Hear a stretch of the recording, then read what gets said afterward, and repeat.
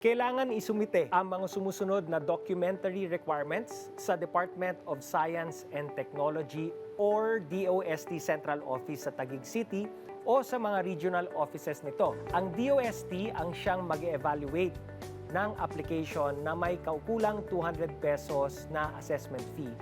Kapag aprobado na ng DOST, i-endorse nila ang approved application sa CSC.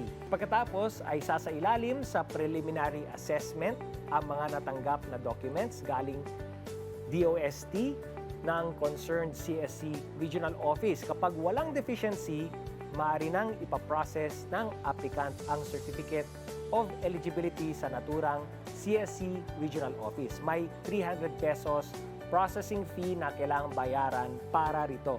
At may 100 pesos naman na fee para sa printing of Certificate of Eligibility on Security Paper.